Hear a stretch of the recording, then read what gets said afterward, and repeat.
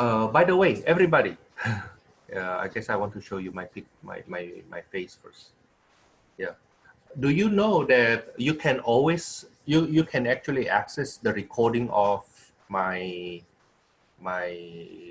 lecture? Actually, you don't have to go. As I know, you don't have to go to YouTube. For every lecture being done through Zoom, is being recorded automatically, as far as I know. The thing is, I'm not sure how to get there from your view, but let me try to see.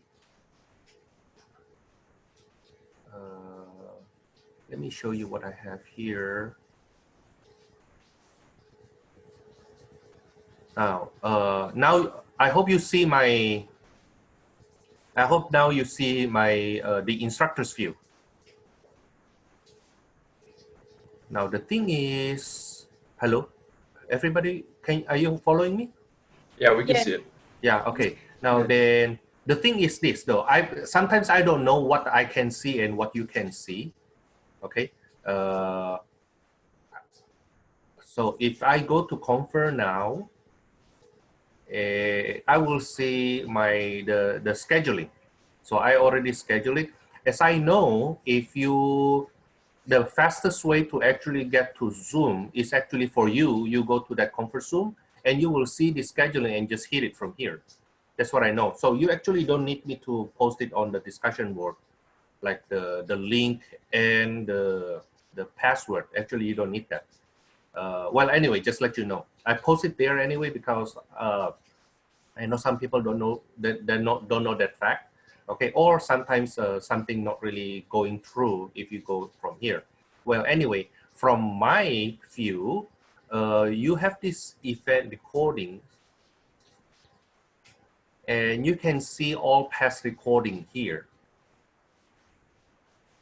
That's what I know. So for example, if you want to see our recording from May the 13th, you go there.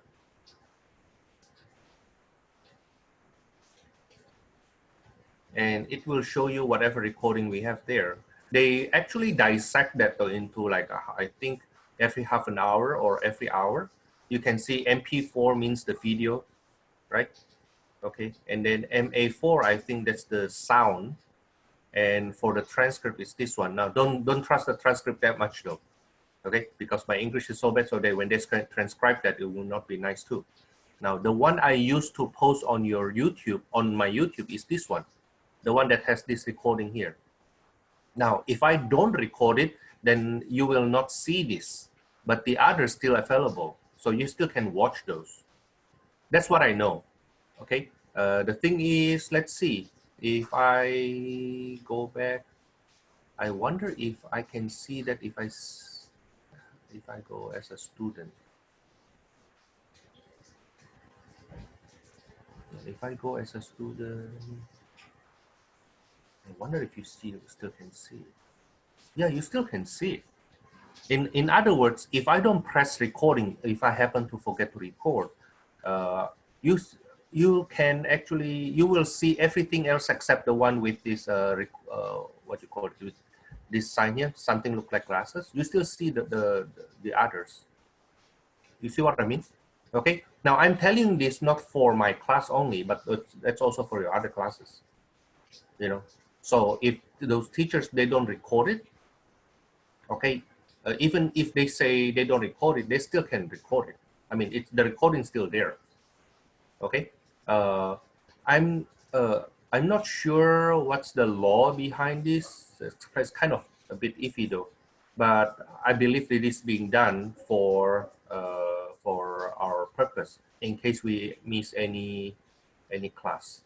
Okay, now, but I still record it anyway because there are some parts that, you know, when I ask you to do something like for 10 minutes, I rather pause that recording, right? Instead of you spend 10 minutes watching that video on YouTube, for example. Okay, yeah, let me go back. New sharing. Okay, that's about recording, and I think our SI leader is here. Malaki, if you have any thing you want to say, please let me know. I think I will give you time during the break or right before the break. Okay. Let me continue.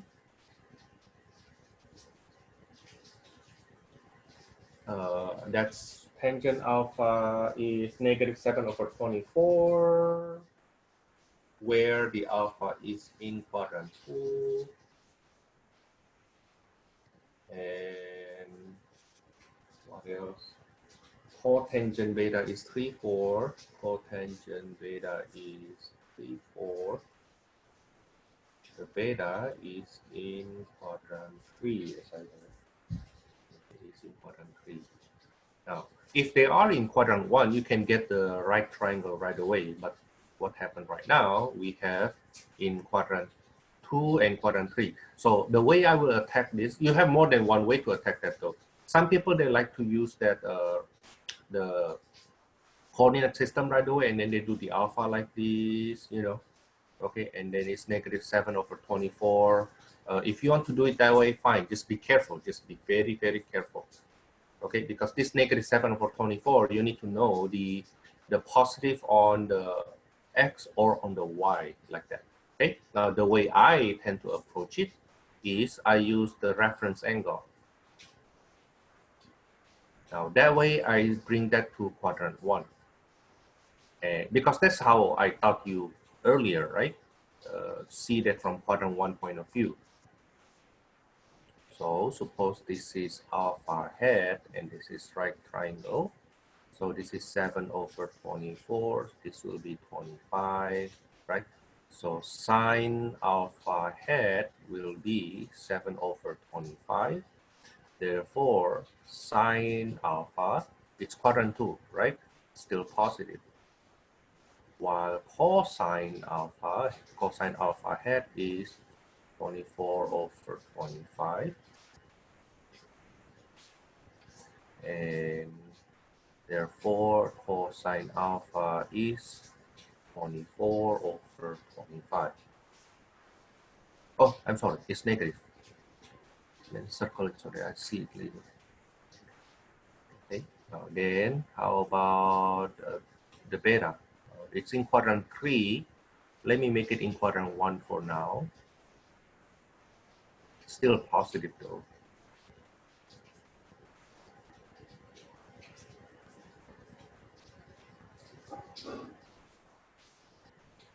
This is theta hat. Cotangent means 3/4 like this. So this is 5. Now that way then sine beta hat is 4/5. Therefore sine beta is in quadrant 3, that's negative. While cosine beta hat is 3/5. And because beta is in quadrant 3, cosine beta is -3/5. Yeah, of course you can do this secant, the tangent, cotangent, so on and so forth. Okay, now last time I believe on number 24 I did the sum of angles. Let me do the difference of angles right now. Let me do, at that time we did sine and tangent. Let me do cosine and tangent right now. So suppose I want to know cosine alpha minus beta. Okay, I hope you can replicate this for sine alpha minus beta. Now cosine alpha minus beta will be cosine alpha cosine beta plus sine alpha sine beta. Now, please tell me that you already memorized those 6. Memorize those 6 from last time. This one here.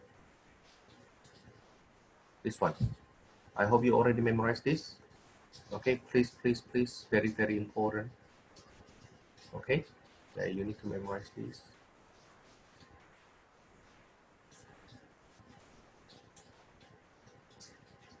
Now then, let me use black color right now. So cosine alpha is -24/25. Cosine beta is -3/5. plus sine alpha is 7 over 25. Sine beta is negative 4 over 5. This will be positive 72 over 125 minus 28 over 125. So that will be 44 over 125. Right? That's for cosine alpha minus beta. Now, how about tangent? Tangent alpha minus beta. That will be tangent alpha minus tangent beta over 1 plus tangent alpha tangent beta. I think I have tangent alpha. That's given. Tangent alpha is negative 7 over 24. How about tangent beta? Well, that's the reciprocal of this, right? So tangent beta is 4 over 3. Okay, so minus 4 over 3. 1 plus negative 7 over 24. 4 over 3. I will multiply by the LCD 72. Just to clean up the complex fractions. So I will get negative 21. Is it right? Negative 21 minus, what is that? 24 times 4. Can't you just do 24 as the LCD? We can, but I think I have issue here. I have issue here. Yeah, this one here. It's multiplication. Oh. Yeah, you're right. But if you do 24, you will then realize that later. You know. Okay. Well, anyway. Times 24. So 24 times 4 is what? 96. And then this is 72 minus 28, which will be negative 117 over 44.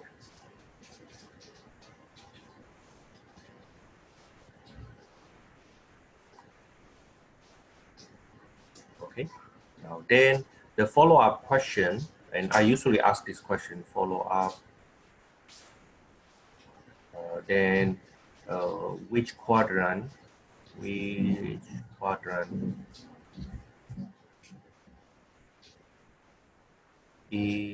angle alpha minus beta located?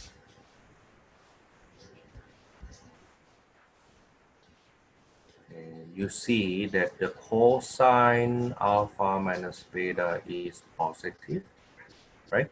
But the tangent is negative. Now from there, what can you say about angle alpha minus beta? Which quadrant is it located?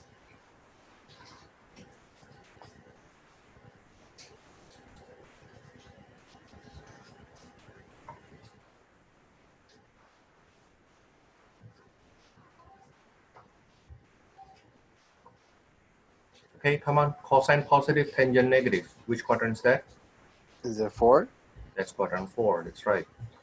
Now, that one is something you need to know, though. Okay, something you need to know. Now, let me go on then to 6.4.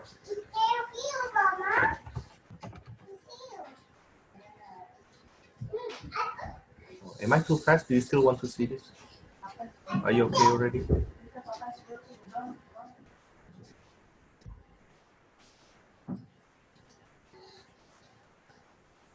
In 6.4, let me go to 6.4.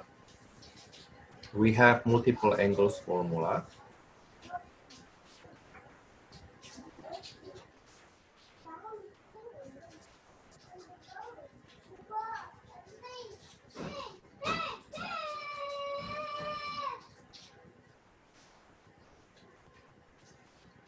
And in my group 2, last time I give you group 1.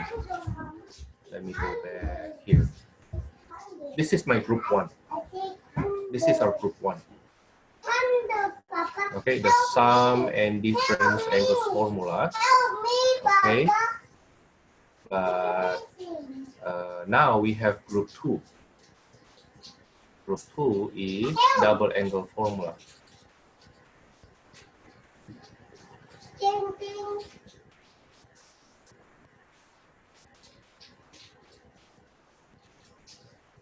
And double angle formulas will be as the following. The first one with cosine 2 theta equals to cosine squared theta minus sine squared theta. Now, the second variation for cosine 2 theta is 2 cosine squared theta minus 1. And the third variation for cosine 2 theta is 1 minus 2 sine squared theta. Okay. And the second is for sine 2 theta. The formula will be 2 sine theta cosine theta. And the third one is tangent 2 theta. Tangent 2 theta is 2 tangent theta over 1 minus tangent squared theta. I believe the proof for each one of them are quite simple. That's why it's a lot easier to memorize this double angle formula if you memorize the first group. Okay, but you still need to memorize this though. Okay, you still need to memorize this. Let me do the proofing here. Next week, proof. For 2, 1a is easy. Okay, cosine 2 theta is equal to cosine theta plus theta. Let me do it formally.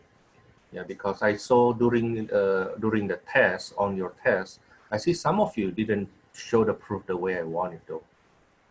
Cosine 2 theta equals to sine cosine squared theta minus sine squared theta. Now, I will prove that from left to right. Left-hand side equals to cosine 2 theta, which is, I will rewrite as cosine theta plus theta. Now then, according to formula 1, this is cosine theta minus sine theta sine theta. That gives us cosine squared theta minus sine squared theta. That's our right-hand side. That's the end of the proof. Okay, now how about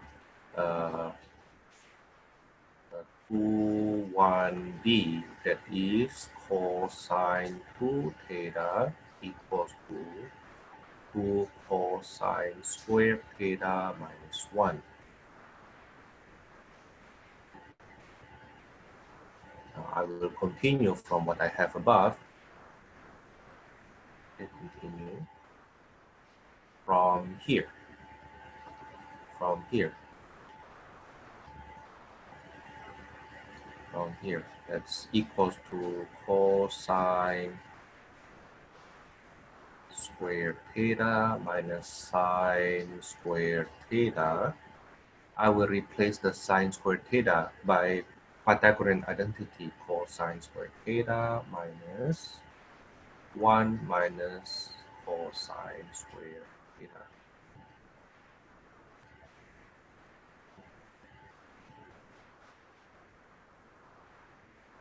And then I go on, that's cosine squared theta minus 1 plus cosine squared theta That is 2 cosine squared theta minus 1. Now, do not underestimate these variations here, though. These variations here, the second variation and the third variation of this. So this is the cosine 2 theta original formulas, right? Okay, the second variation and the third variations are important later on for what we call power reduction formula, or even further to our group 3 called half angle formulas. Okay, that's why I derive it from here right now. Okay, and for the third variation, group 2, formula 1, the third variation, cosine 2 theta equals to 1 minus 2 sine squared theta.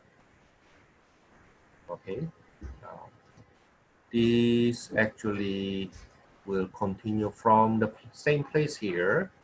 Okay, same place here. Okay, and instead of replacing the sine, I will replace the cosine.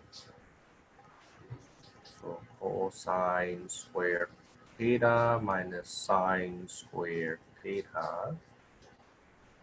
I will do, this becomes 1 minus sine squared theta.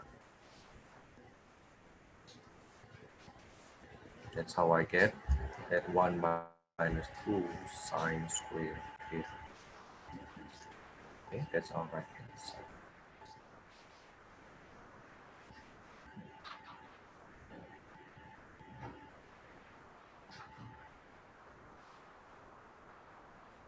Okay, now then how about the proof for 2, 1, 2, 2 and 2, 3?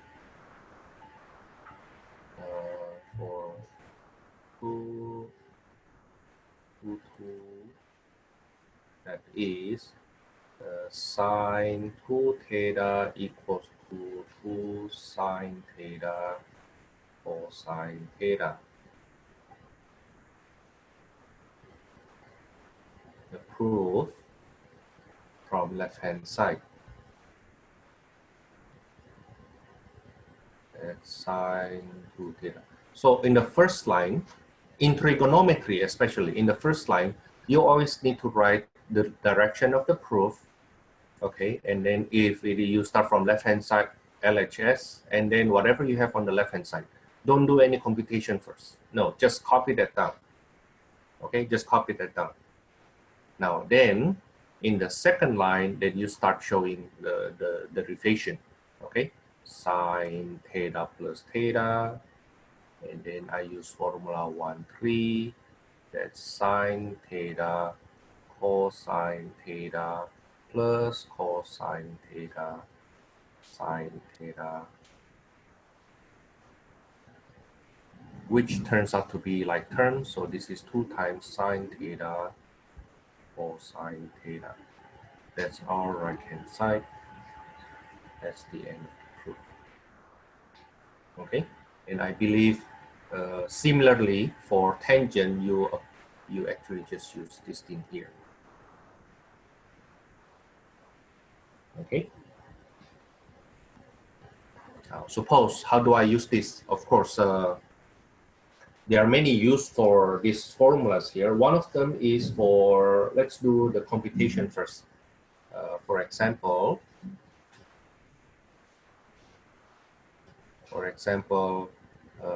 let cosine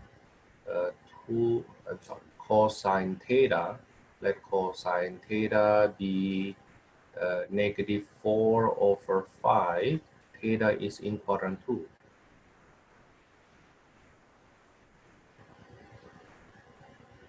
Then the easy one first, part A, what is cosine 2 theta? Now cosine 2 theta has 3 formulas. Cosine 2 theta has 3 formulas. And because we are given cosine theta only, I tend to use this one. Okay, yeah, I tend to use that one. However, you can use any one of them actually. Okay, So I will use that one. The second formulas, the second variation, this is 2 cosine squared theta minus 1. This is 2 times negative 4/5 squared minus 1. 2 times 16 over 25 minus 1. That's 32 over 25 minus 25 over 25. That's 7 over 25. Now the thing is, then what if I want to answer how about sine 2 theta? Now, sine 2 theta is 2 sine theta cosine theta, right? Now, but the problem is I don't know what is sine theta. I don't know what's sine theta, right? So let me do it aside first. If cosine theta equals to negative 4/5, then cosine theta hat is 4/5, so that I can draw the right triangle.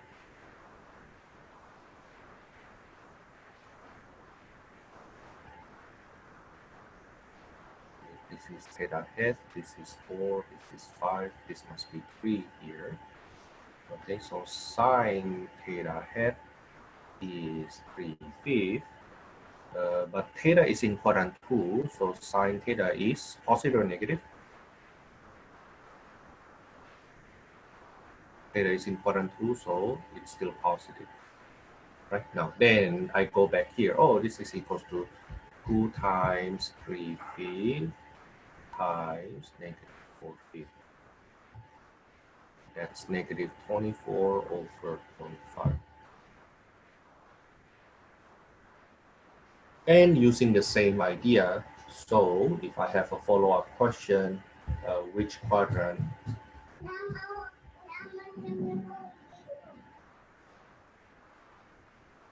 is that 2 theta located?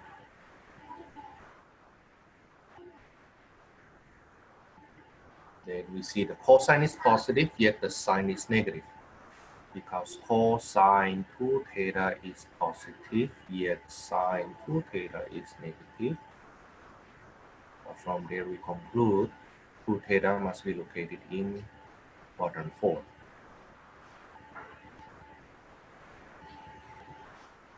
Okay, now some little few though, Notice that we have known that theta is in quadrant 2, right? Which means theta is between pi over 2 and pi.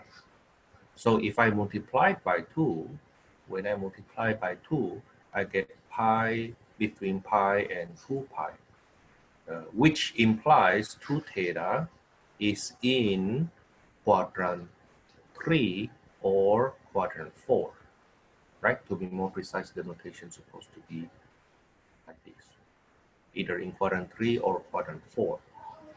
Okay, but still, this does not tell us if it is in quadrant 3, exactly in quadrant 3 or in quadrant 4. However, if you have done this kind of analysis, then you find out that the cosine is positive. So together with that, you can answer. I think my notation is incorrect. Yeah, I want to say this way. Because cosine 2 theta is positive and theta is either in quadrant 3 or quadrant 4, then we know it must be in quadrant 4. So you can argue using the red color or you use the blue color. Okay, you use the blue color, which in my opinion is easier because you already have part B. But if I only ask you part A and suddenly which quadrant 2 theta located, then either you use the sine or tangent or this red color argument here to know the location. Okay, now notice that I can actually make a question like this, a very short question but very long answer. You don't like that kind of question.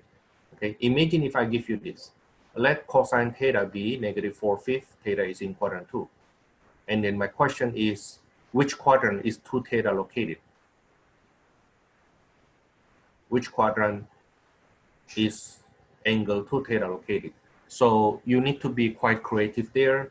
Either you find the value of sine 2 theta, cosine 2 theta, sine 2 theta, or tangent 2 theta, and this argument on the red color here, okay, and you combine two of those four to get the quadrant, okay, but you need two from those four arguments. You need two of those four arguments. You need this, the first argument, second argument, the third argument, and this red color argument, the angle argument. You need two of these. Okay, what I did on the blue color, I used this, right? I use those two. And I say that you can also use these two arguments, right? Okay, you can also use this argument if you want. You know, you find out what is the value of sine 2 theta and tangent 2 theta, because I believe you will see sine 2 theta, tangent 2 theta, both of them negative. Therefore, you argue that 2 theta is in quadrant 4. Okay, yeah, that's about the technique of argument. So the reason I usually ask you, for example, find cosine 2 theta, sine 2 theta, and then I ask you which quadrant is 2 theta located. The main question is actually part C. That's the main question. So part A and B here is just to scaffold you to use the result from A and B to answer part C. Okay, yeah, that's for example 1. Now another example, and I think this one is a quite standard example, is express cosine 3 theta in terms of cosine theta only.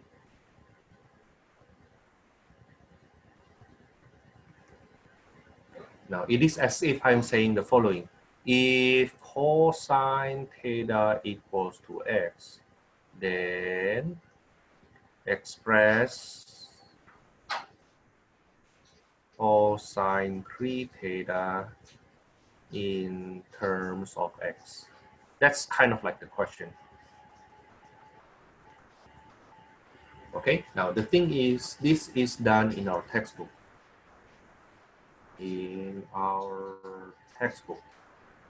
So you can see that example in our textbook. Let me modify the question instead. Let me modify the question instead into sine. Okay, express sine 3 theta in terms of sine theta only.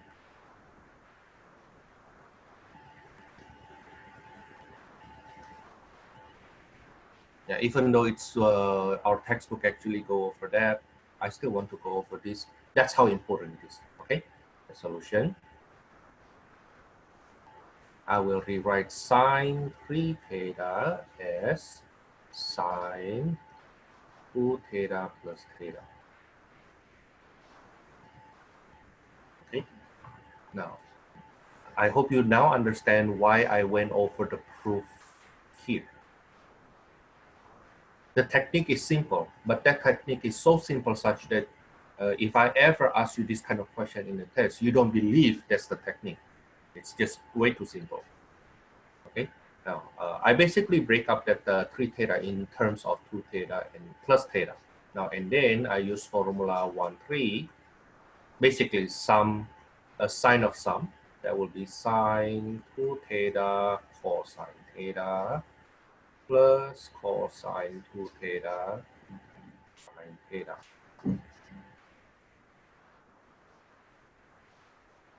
Okay, and then I will expand this further, and later on I will expand this. Okay, sine 2 theta is 2 sine theta cosine theta times cosine theta plus, how about this blue color here? How would you like to expand it?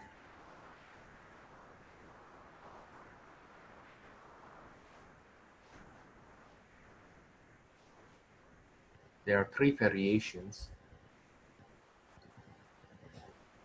I want to write it in terms of sine, so let me use the third variation. That's 1 minus 2 sine squared theta and times sine theta. Okay, you can actually use either one of them, but you will see one of them is longer, the other one is shorter.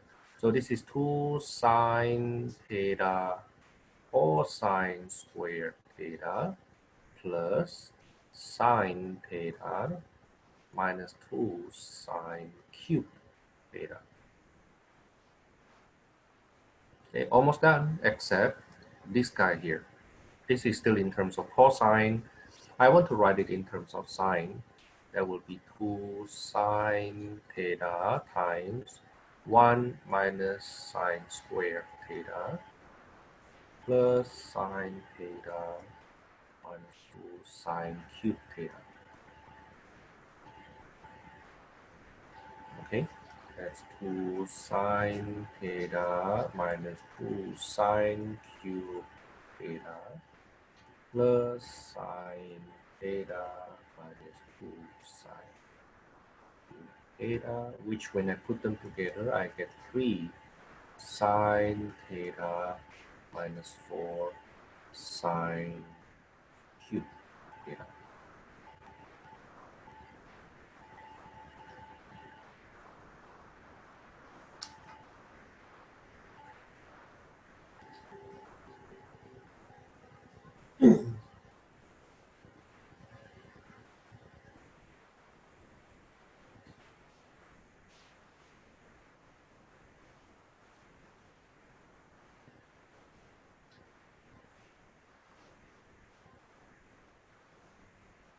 Okay, let me continue. From here, there are more things we can do, of course, with these. But let's go on. I can spend the next 2 weeks just for these 5 formulas, and there's no need. You're in Precalculus, so you can develop that even further yourself. Okay. Now I want to go on something called power reduction formula. Power reduction formulas.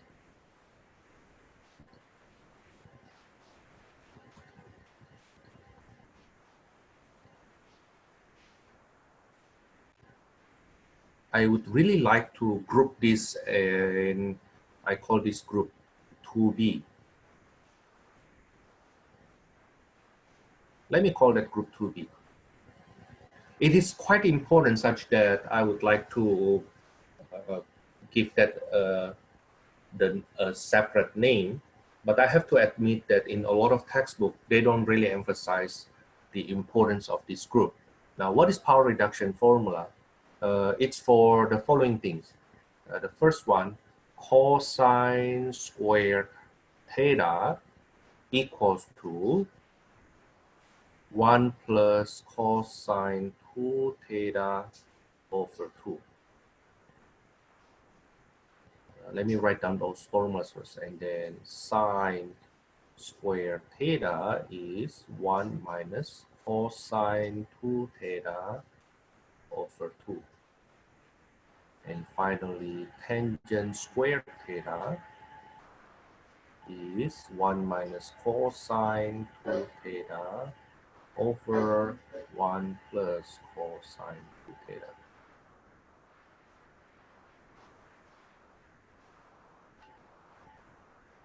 The proof, I try to make it as simple as possible, as fast as possible. The proof actually coming from the proof for this 2B1 is actually coming from here. Cosine 2 theta equals to 2 cosine squared theta minus 1. Now you add 1 to both sides and then divide it by 2.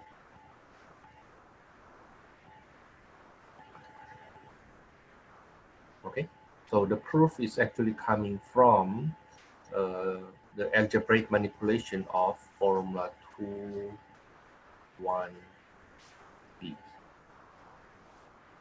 And for 2b2, this one here, it comes from the third variation. Cosine 2 theta equals to 1 minus 2 sine square theta. Okay, I move this there, and then I move this here. So 2 sine square theta equals to 1 minus cosine 2 theta. And then divide by 2.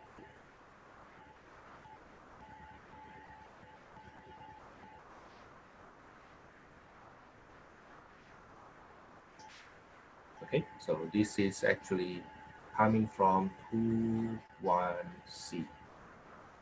Now, how about the tangent? The tangent basically coming from the result we have above. Tangent square theta is equals to sine square theta over cosine square theta.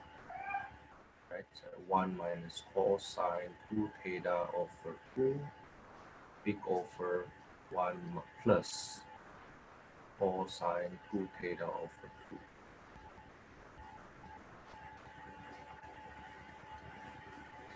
Multiply the top and the bottom by 2, we get what we need.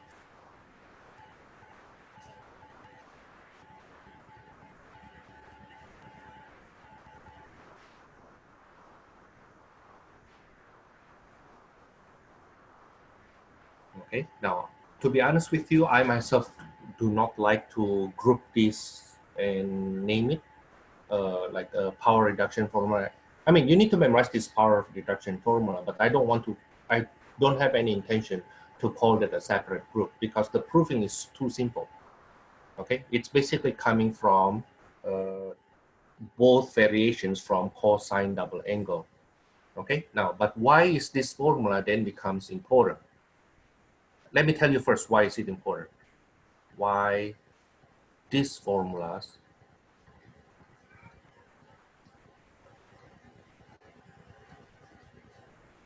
are important, especially if you are going to calculus 2. In calculus 2, don't worry about this, what I'm about to say here. If you don't get it, you're totally fine. In calculus 2, one thing we need to do is to integrate, for example, cosine squared x dx. Now, but this integration is not doable directly without first converting this using power reduction. So the first step is not really about integration. The first step is really about integral 1 plus cosine 2x over 2 dx. Then this is integrable.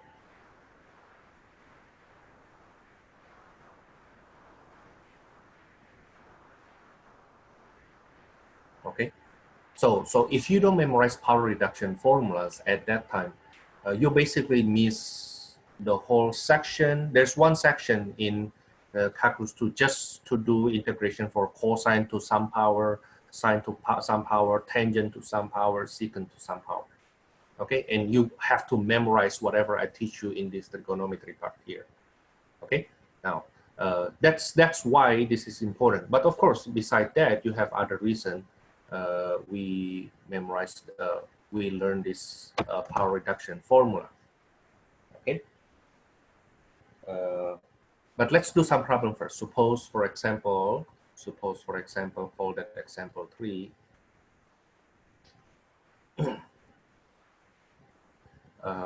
Express, for example, let me use cosine to the 4th x in terms of cosine of multiple angles. Maybe I just say in terms of multiple angles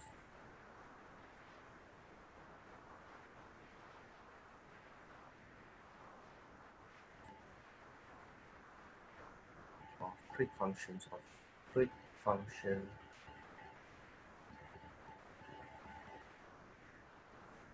multiple angles with power 1. Basically, we don't allow square, we don't allow cube, we don't allow multiple, the product of trig functions. We just want to have sine or cosine or tangent or whatever, but no power, no product. Okay, now then how do we do this? Then here's the solution. Cosine to the 4th x will be seen as cosine squared x being squared. And then we use power reduction formula, that is 1 plus cosine 2x over 2 being squared.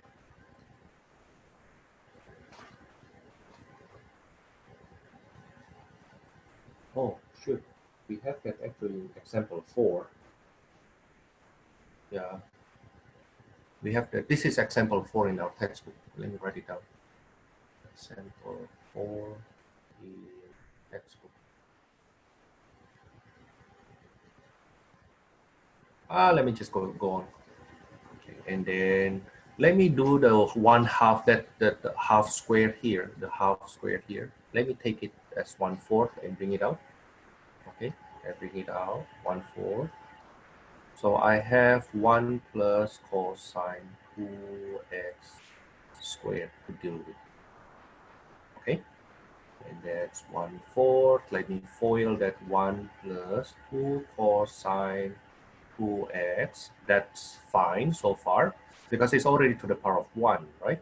Okay, plus cosine squared 2x.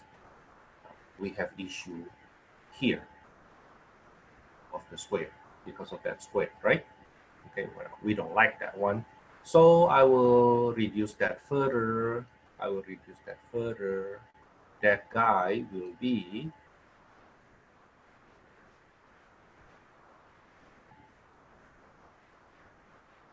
will be 1 plus cosine, double of that, over 2.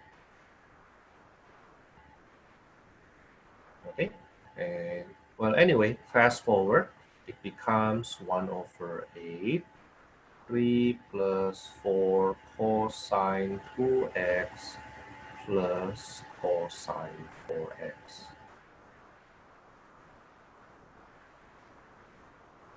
Okay, you can distribute the 1/8 if you want. That's what our textbook's doing. Okay, you can distribute, but usually it is written this way, that we do the LCD thing, but you can go either way. With my math, maybe I write it here. With my math 260 at West, I did sine to the, I think sine to the 6 or cosine to the 6. I think it's cosine to the 6, I don't remember. I did reduction, power reduction.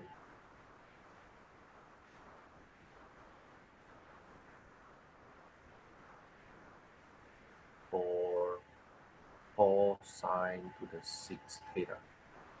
So I suggest you to take a look.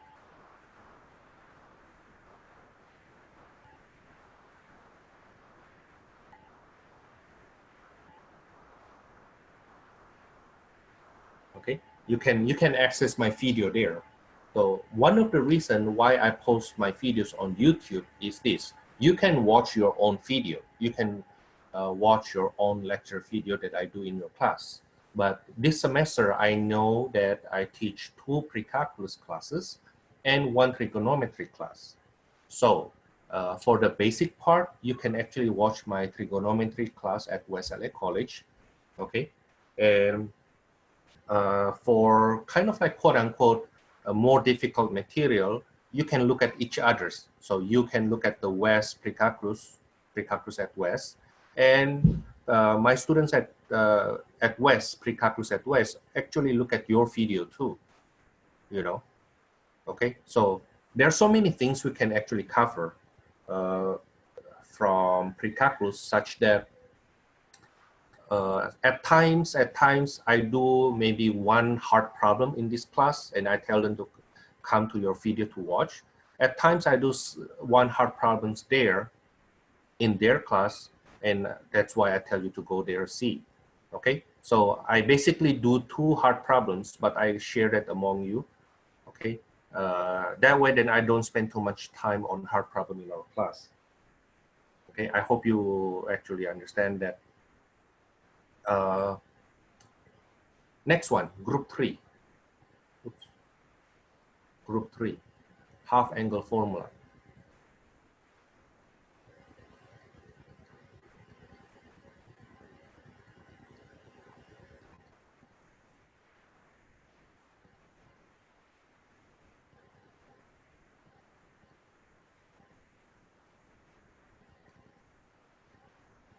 Half angle formula, the first one, cosine of half angle, let me use x over 2, is equals to plus minus square root of 1 plus cosine x over 2. Sine x over 2 is plus minus square root of 1 minus cosine x over 2. And then the third formula, tangent x over 2 is plus minus square root of 1 minus cosine x over 1 plus cosine x.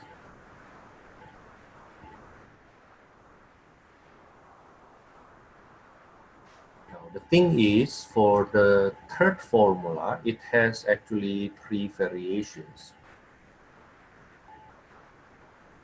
Tangent x over 2 is equal to 1 minus cosine x over sine x. And the other one is tangent x over 2 equals to sine x over 1 plus cosine x.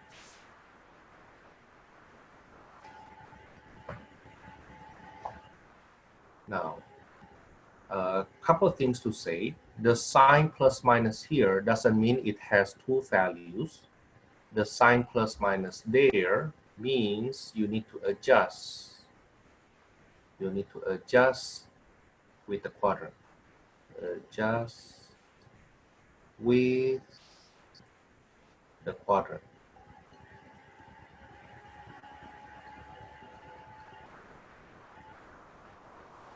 Adjust with the quadrant. Okay, now let me do the proof first. The proof is actually quite simple. The proof comes directly from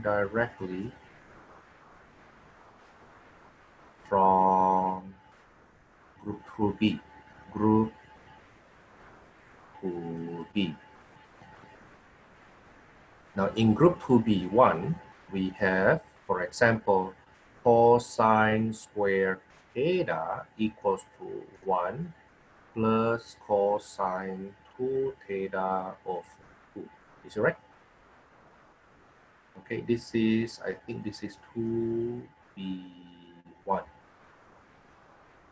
Now, there are 2 things we'll do. The first one is actually quite easy. Apply the square root property. So cosine theta equals to plus minus square root of 1 plus cosine 2 theta over 2. Right? Just applying square root. And then we get plus minus. Now, depends on where the theta located. Later on, we adjust. Is it positive or is it negative? But how about the half angle, Thomas? It comes from here. I will replace theta. I will let theta be actually to be more precise, 2 theta, I will call 2 theta equals to x. Let 2 theta be x, so theta equals to x over 2, right? So this will change to x over 2, this will change to x. Okay, so cosine half of x is equals to the something we need to adjust, the plus minus, over square root of 1 plus cosine x over 2. So this guy goes here, this guy goes here. And you will see the formula for sine actually done exactly the same way. Okay, let me write the note here. Formula for group 3, 2 is proven the same way.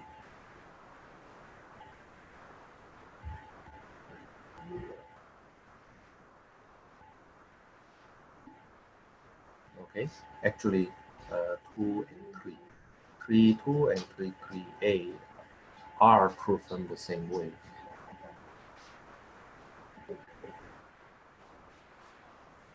Okay, I will prove these two much later. Okay, I will prove those two much later. There are actually two ways to prove that though, but let me do the following. Let me do this first. Suppose for example, what example is this? Example 5, I think, or example 4? Example 4. Suppose for example, let sine alpha equals to 3 over 5. Alpha is in quadrant 4.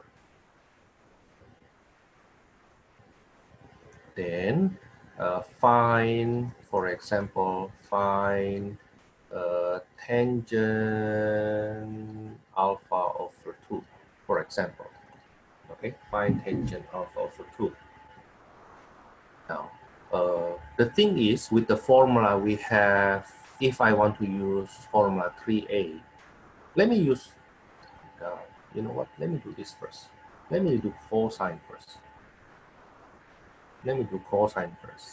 So the thing is, like, according to our cosine half angle formula, that should be plus minus, right?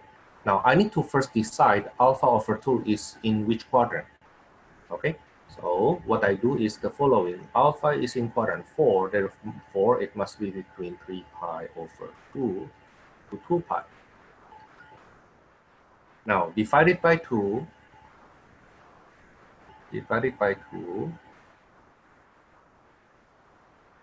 I get between 3 pi over 4 to pi. Therefore, alpha over 2 is in quadrant 2.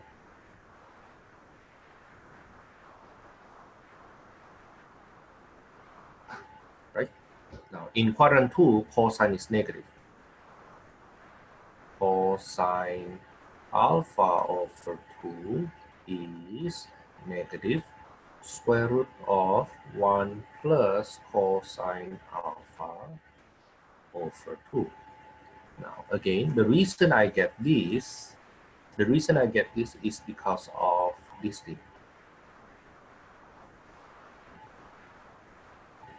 Okay, so we need to find where that alpha over 2 is located first. Now, another trouble we have here is, oh, I don't know what is cosine alpha. But that one is easy. If we know sine alpha, then sine alpha is negative 3/5. Okay, you can do the right triangle thingy, blah, blah, blah. You will find that cosine alpha is 4 over 5. Now, don't forget, alpha is in quadrant 4, cosine will be positive, right? Okay. Now, then I continue here, and this negative square root of 1 plus 4/5 over 2, multiply the top and the bottom by 5, inside the square root, that gives me square root of negative square root of 5 plus 4 over n.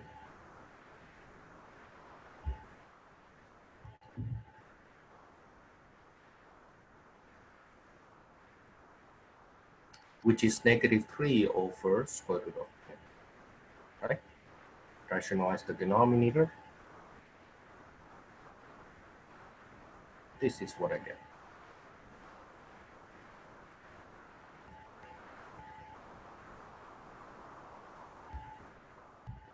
Okay. Now notice that when we do half angle, once you divide that angle by 2, you will know the quadrants specifically, like what we have here. When we multiply by 2, like up there, where's that? Here. Okay. When theta is in quadrant 2, when you multiply by 2, then 2 theta may be located in 2 different quadrants. We don't know which one. Okay. So the fact that it is in quadrant 4 later on is done by seeing how the 2 theta behave on the cosine or the sine or on the tangent. Okay. Now, however, for alpha over 2, once you divide that angle, you can tell where that angle is located specifically. Okay, so we can divide that by 2 first, and therefore decide what's the sine. Okay. Now, how about the tangent case? How about these two cases here? These two things that I'm supposed to prove here. These things that I want to supposed to prove. Let me prove it down there. Okay. I'll prove this. I will prove that tangent x over 2 is equal to 1 minus cosine x over sine x. Okay, and then I will continue later on showing that sine x over 1 plus cosine x are equal to this. But basically, you will see I will prove the following. I will prove that this guy, my direction of proof will be the following. I will prove from this guy, I will prove to the left. And later on, I will prove this to the right. Okay, that's my plan. Okay, let's do this first.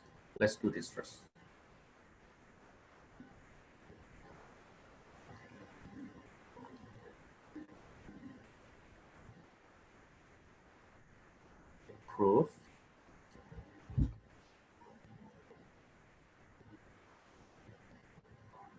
I'll prove from the right to left.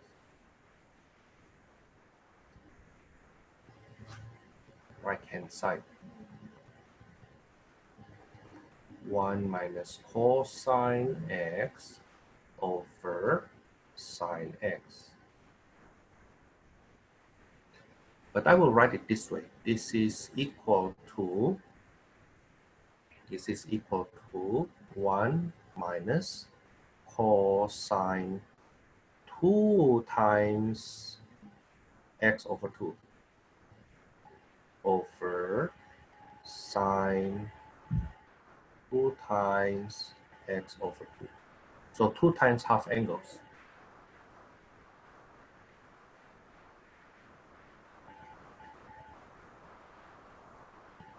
Okay, 2 times half angle. Basically, I'm saying that x is equal to 2 times of x over 2. That's actually what I use. Okay, now then on the top, I will use 1 minus 2 sine square of x over 2. At the bottom, I will use 2 sine of x over 2 sine cosine x over 2. And then on the top, 1 minus 1 will cancel. I get 2 times sine squared x over 2. At the bottom, I have 2 sine x over 2 cosine x over 2.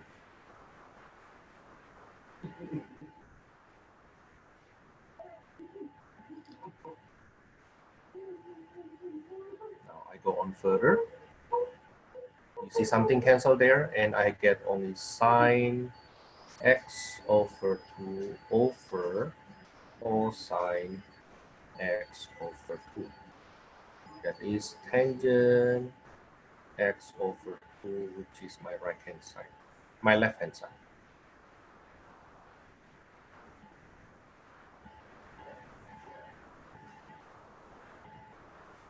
Okay, so I see that x as double angle, 2 times half of them. Now, on the other hand, instead of proving it myself, I would like you to actually prove this. Try to prove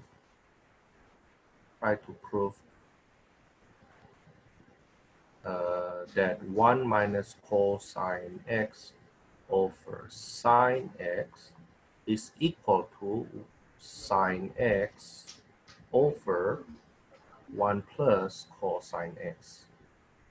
By the way, this is actually a very standard question that you see in every textbook, in every trigonometric and precalculus textbook, though, that you're supposed to know how to prove that.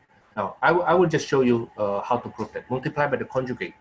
Okay, that's the key step. Multiply by the conjugate. 1 plus cosine x, 1 plus cosine x. Conjugate of the numerator.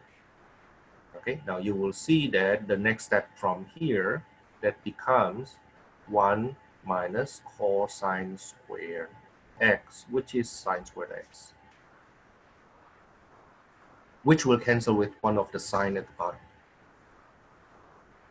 Okay, so you get that one. You see what I mean?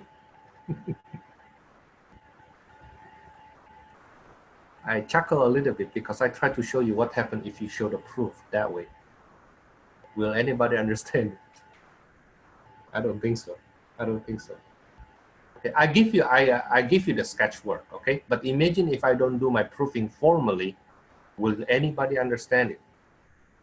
Okay, while when we are proving something, the burden to prove is actually on our side, okay? Yeah. So whoever make the claim, when I need to do proofing, I need to write it in a way that people understand. So of course, the way I show you the proof just now is not acceptable formally, but I hope you see the idea. Okay, yeah, I hope you see the idea. The key step is really multiplying by the conjugate.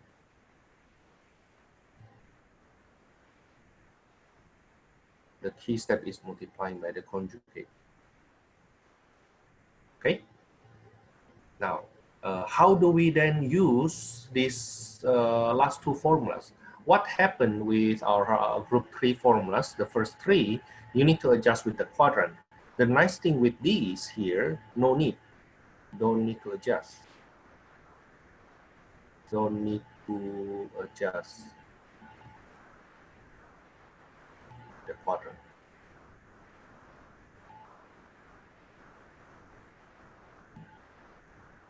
Okay? Don't need to adjust the quadrant. Of course, you still can use this though. You can use that, but you need to adjust the quadrant. But suppose I happen to ask that question earlier. Suppose I asked this question earlier from this thing, from here. Suppose I have this, and then I ask directly what is tangent alpha over 2, for example. What is tangent alpha over 2?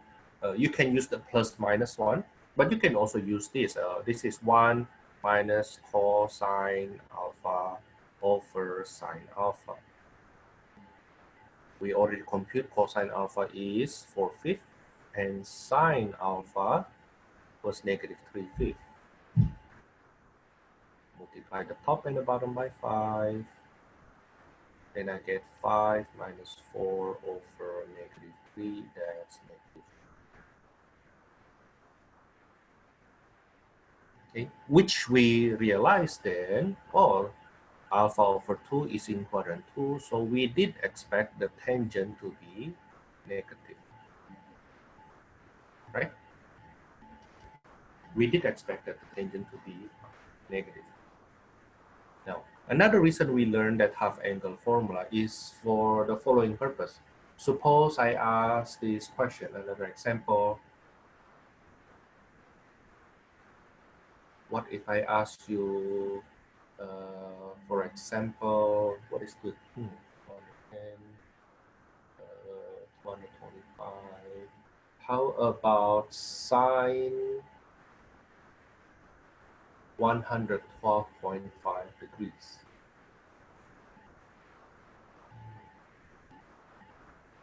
By the way, that is the same to sine 5 pi over 8 equals to what? In exact value. So one way to do it is, well, sine 112.5 degrees is in quadrant root. So it's positive, right? Okay, it's positive. So I can go on with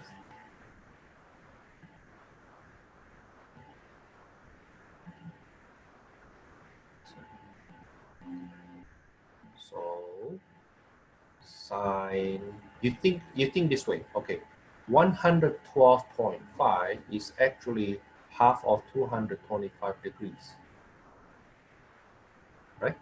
Okay, but 112.5 is in quadrant 2, so it is the positive range of the formula. 1 minus cosine 225 degrees over 2. Now, what is cosine 225 degrees? That's negative radical 2 over 2. Right? It's in quadrant 3, that's why it's negative. And then to rationalize, to avoid the complex fraction, I multiply the top and the bottom by 2 over 2. I get square root of 2 plus square root of 2 over 4, which will be 1/2 square root of 2 plus square root of 2. Now that's the exact value.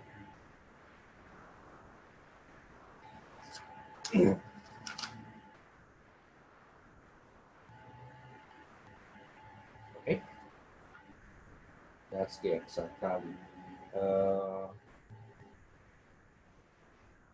What else? Oh, you know what? Then with this said, we can actually graph this, the following. Another example, call this example 6. I can ask you to graph, for example, y equals to 5 minus 3 sine squared x. I can ask you to graph that function. Okay, I can ask you to graph that function because then I can write this y equals to 5 minus 3 times, remember the power reduction formula?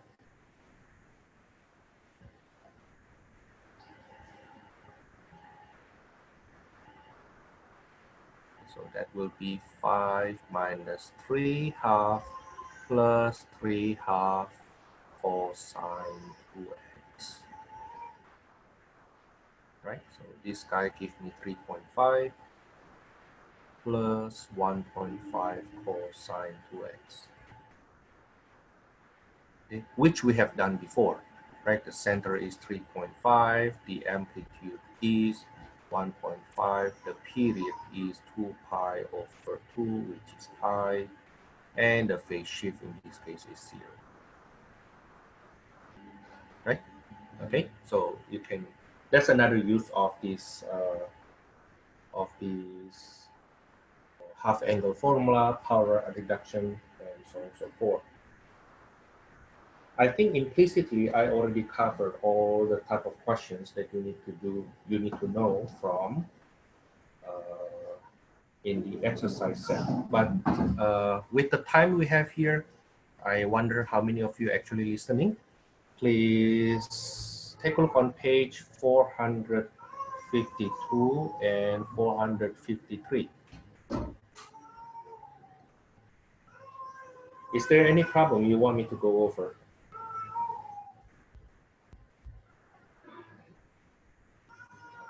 we going to have to do more proofs on our Yes. next tests? Yes. I feel like those are the kinds of problems that give me, that make, it's like always really long for me because there's so many different routes that you can go. Mm-hmm. So maybe if there's a harder one for this particular set of problems that we could do, because proofs always give me a problem for some reason. Okay, you choose the problem then. Okay, Yeah, you take a look on those pages. sure. Let's do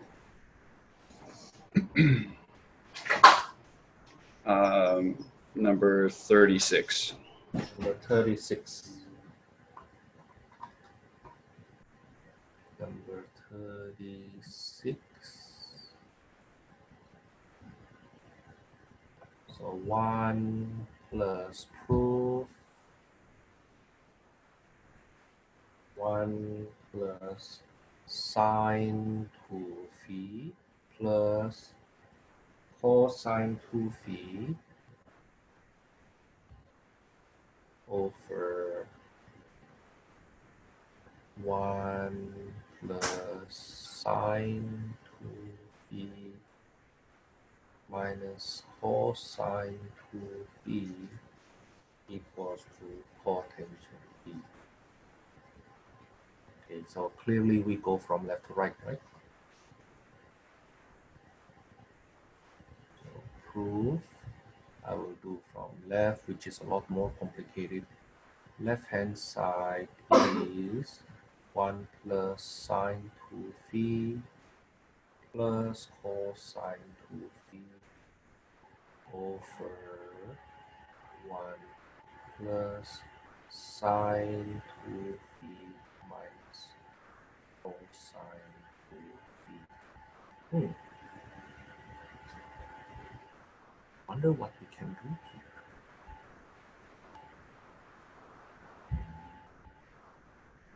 Let's use that double angle formula.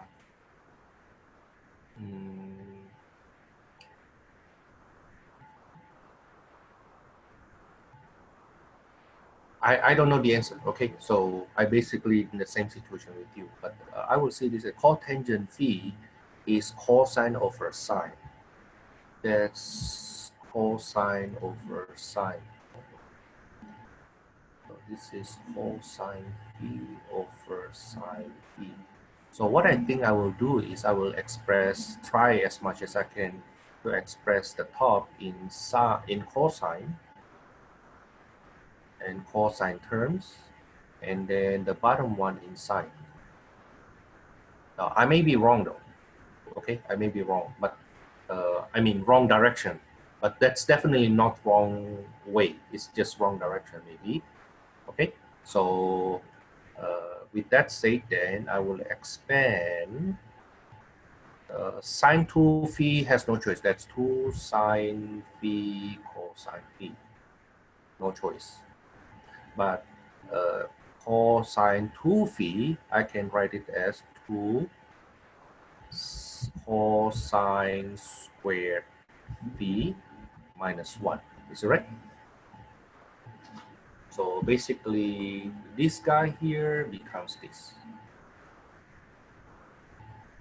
While at the bottom, 1 plus sine 2 sine phi cosine phi minus 1 minus 2 sine squared phi.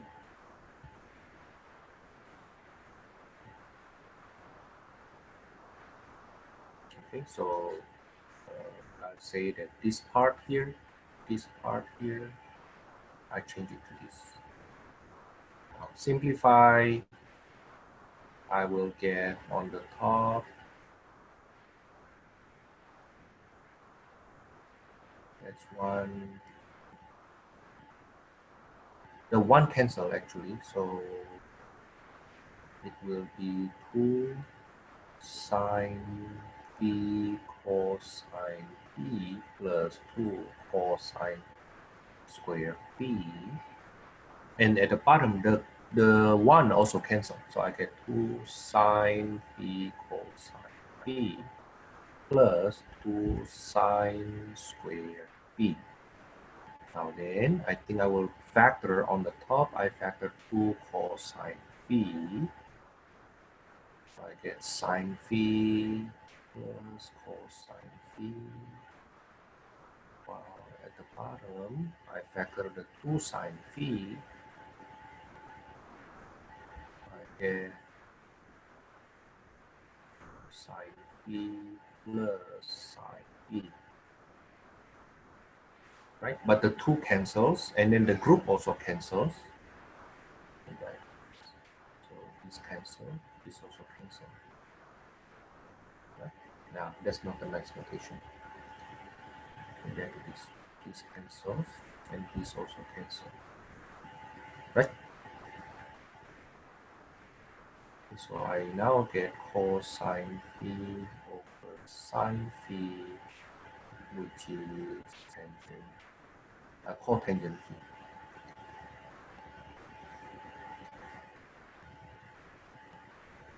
Which is our left-hand side, right-hand side. So for the first set of proofs that we did for our most previous tests, I think the strategy was to simplify to sine and cosine as much as we could. Would you say that that's a similar strategy for these set of proofs, or do you have to kind of look into further like what you're trying to go for since there's so many different options? Oh, try to go to see what you are actually aiming for also. Yeah, Right. so basically two things. One, we know in this case it's still easy. For this question, it's easy to see where we go, the direction of the proof, right? We'll prove from here going here. Agree? That one is easy to decide. Okay. Now, so there are two things you need to keep in mind. First, what I can do with this, and second, how to get this. See, right? What can I do from where I start from, and then what will make it the cotangent phi in this case. So it is true that there are a lot of things we can do in between these two things, but we try to find the shortest path, but at the same time, the shortest time, right? Because in the test, you have limited time. So ask yourself what I can do here, but at the same time, keep the edge of your eyes, like at the end of kind of like on the side note that, you know what, this is what I need. This is what I need to get at the end. So like what I did earlier, I kind of like pre-decide, you know what, for me to have that, I need to get this. You see what I mean? And for me to get this, then I need to try to have cosine on the top and sine at the bottom. So I direct my effort in that direction. Okay. Now proving is not easy though. So if you actually struggle with that, you're normal. Okay. It does take a lot of exercise. It does take a lot of exercise because the main purpose of proving is actually to sharpen your intuition on how those formulas actually related one to the other. Okay. Yeah, on the test, I felt like I was taking too long on one of the problems, so I had to skip it. And then with like the last 10 minutes, I felt like I just got lucky and finally came up with the answer. But it's almost like a puzzle. You have to try to figure out different ways to figure out the solution. that's the correct word that you use. It's like a puzzle. It's like we know the end. We know where we want to start, where we know where to end, but it's just the path. It's like, how do we get there? You know. Yeah, which is sort of fun, but at the same time, when you're in the middle of a test, you can only use up like 5 minutes of your time. That's true. I understand that. I understand that. You know. Yeah. So if you take a look on my the way I design my test, in your test, I actually put, well, I have questions that are similar that you see from the past, right? Okay, but I also have in mind that when you do proof, even though I give you only 7 points for that, okay, 7 points means supposedly you take only 6 minutes in my other test. In my other test, the number of points minus 1 is the number of the number of minutes. But in my test, because my 100 points is equivalent to 150, so for 7 points for your for the proofing, I assume you will allot around 10 minutes for that question. So earlier you said that you only have 10 minutes left when you start doing the proofing? Yeah. Is it for both questions? No, I got one of them pretty quick, and then I was struggling on one of them, so I just moved on and finalized the rest of the test. And then I had about 10, 15 minutes left until I needed to like wrap things up. So I just tried it again, and I felt like I got lucky and finally got the answer right, going a bunch of different directions. When I write the test for the proofing, I specifically have in mind that 7 points will be equivalent to 10 or 11 minutes for that question. And I try to find a question that if you have your intuition, it should be something quite not obvious. I don't want to say that's obvious, but only those who actually practice enough will know what's the next step. Will very likely be. Right. So I don't want to say that you are lucky. You may feel that you are lucky, but the fact that you can do it in like 10 minutes, like what you say, that's not lucky. That's coming from some practice. Because I can give the same question to other people who never practice, and they will not be able to do it in 10 minutes. I don't think so. So no, it's not like you actually put yourself already practice enough to be able to do it in 10 minutes though.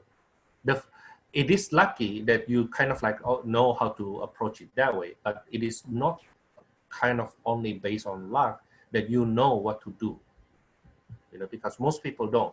I wish I can show you all the tests that I received. And no, that's not true. Okay. Let me give you a break, 10 minutes. We come back at 11:15. One of the use of this double angle and half angle formulas is on solving equations too. So for example, I don't remember what number is this. Suppose I do this one, number 46. Cosine 2 theta minus tangent theta equals to 0. Oh, sorry, it's equals to 1. Equals to 1. Now then I will break this up into 2 cosine theta sine. This is my bad. 2 cosine squared theta minus 1 minus sine theta over cosine theta equals to 1. I think I choose a hard question here. How do I do this?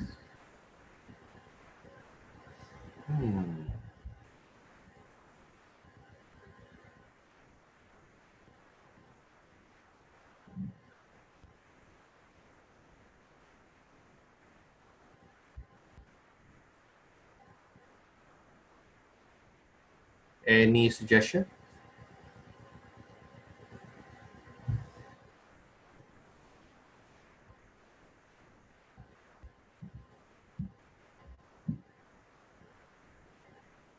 No suggestion? I have issue here. I have 3 choices actually for cosine 2 theta. Why did I choose this? I don't know. Somehow earlier I have in mind this is sine 2 theta. That's why I wrote 2 cosine theta sine theta. But then, well, anyway, I wrote it already. What can I do from here? Let me get rid of that cosine theta on the denominator first. So I will multiply by cosine theta. Of course, then implicitly cosine theta cannot be 0. Okay? Then I will get 2 cosine cube theta minus cosine theta minus sine theta equals to cosine theta. I don't like this.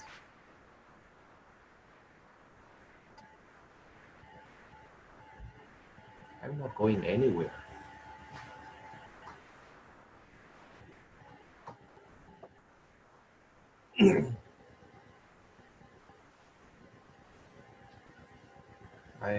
My problem is this here. I have sine and I don't know how to get rid of that.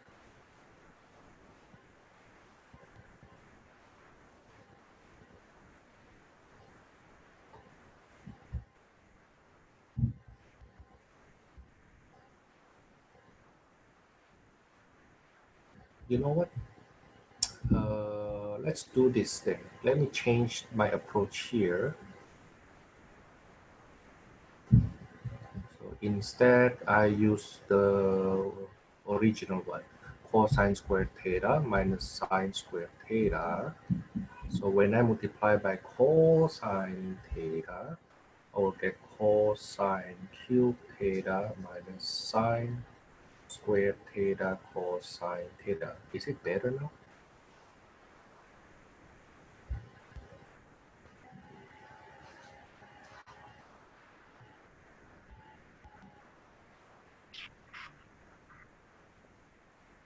Still not. And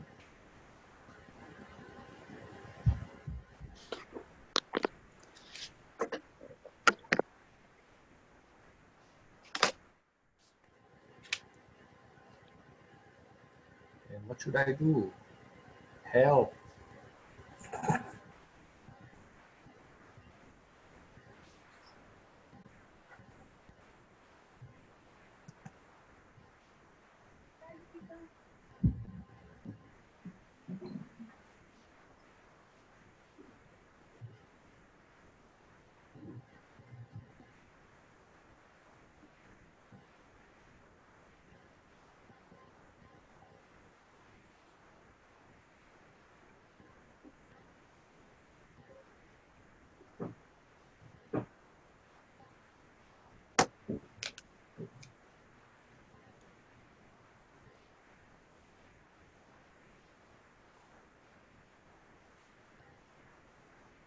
I have no idea at all.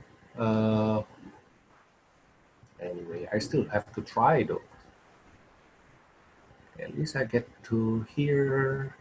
Let me try to set one side equals to 0. Cosine cube theta minus sine squared theta cosine theta minus sine theta minus cosine theta equals to 0. And then this may be the case. This may be the way I will do. So cosine theta times cosine squared theta minus sine squared theta minus sine theta plus cosine theta. And I think I will factor that even further. So this is cosine theta plus sine theta, cosine theta minus sine theta.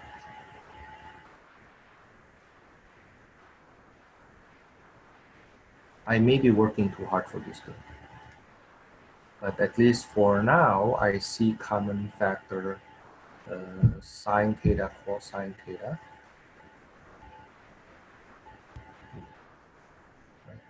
This is my common factor here.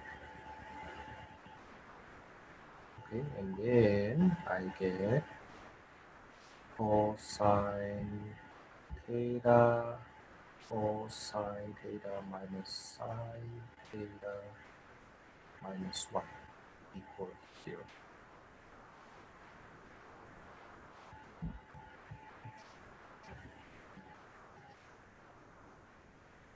Okay, so sine theta plus cosine theta equals 0. That's 1. Or cosine squared theta minus cosine theta sine theta minus 1 equals 0.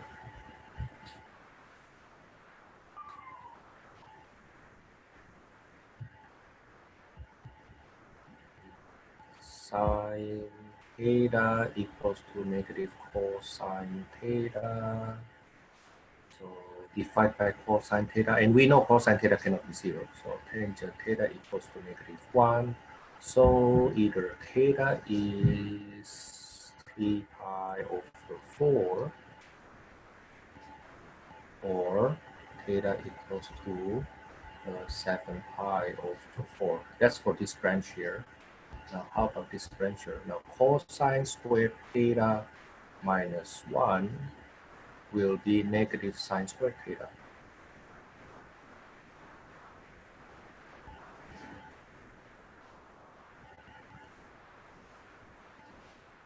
So factor the negative sine theta, I get sine theta plus cosine theta. Oh, they actually factor even further up. Okay. We get sine theta equals to 0, or sine theta plus cosine theta equals to 0.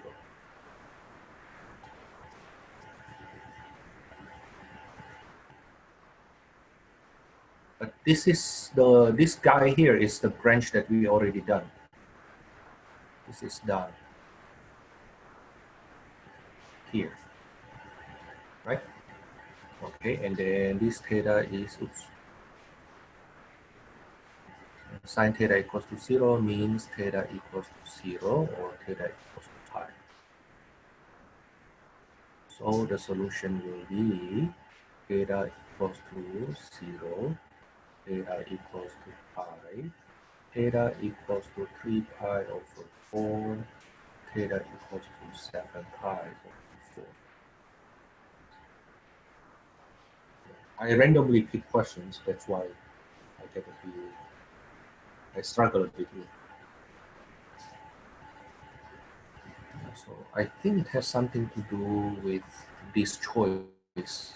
It could be easier if I use another choice, for example, 1 minus 2 sine squared theta, maybe better. Let's see one more, number 48. I saw there's actually a similar, quite similar question actually. Tangent 2t minus 2 cosine t equals to 0. That's solve for from 0 to 2 pi.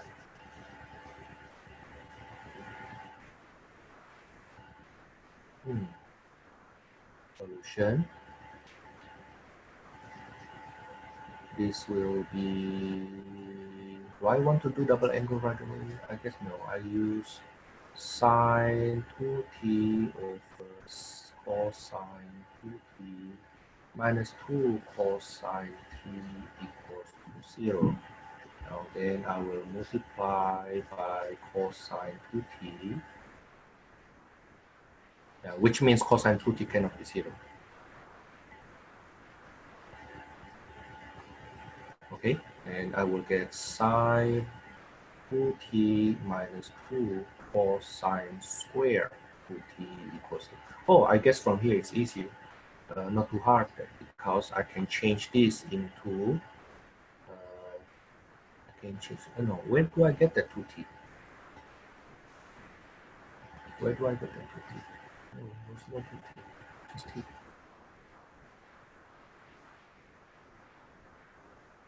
Oh, hold on, then I cannot make it like that, huh? Duh. Change. So I get sine 2t minus 2 cosine t cosine 2t. Oh, I was not aware of that. What should I do from here?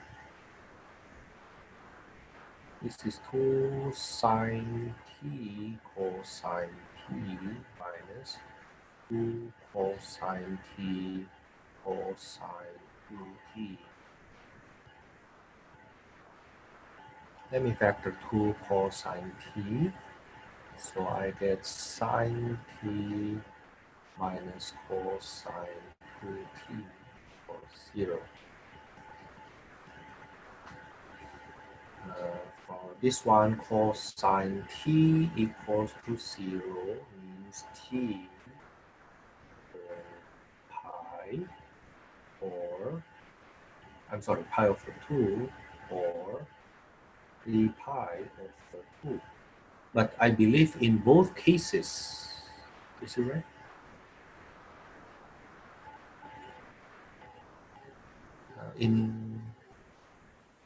So cosine pi is -1 cosine 3 pi.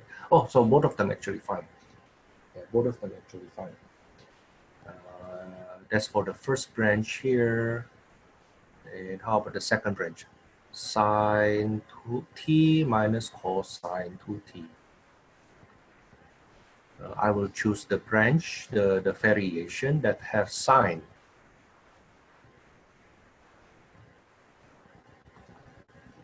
Okay, and blah, blah, blah. I get 2 sine squared t plus sine t minus 1 equals 0. So 2 sine t minus 1 sine t plus 1. So sine t equals to 1/2. Sine t is -1.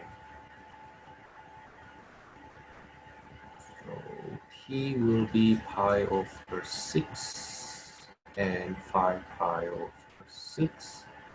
This one here, t will be 3 pi over 2.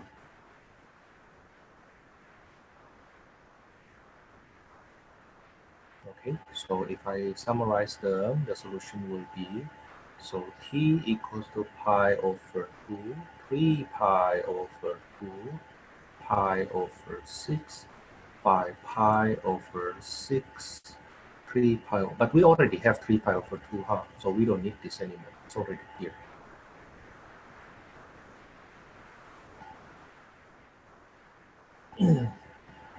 Okay, let's do two problems with solving equations. So you will see, the following. Maybe I put a note here. For all those formulas, you need to observe the following. First one, in solving specific angles, solving for specific angle.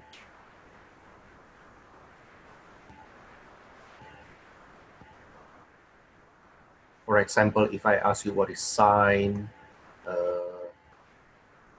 157.5 degrees, which is half of 315 degrees. So that's what I meant by specific angles. Okay. Second,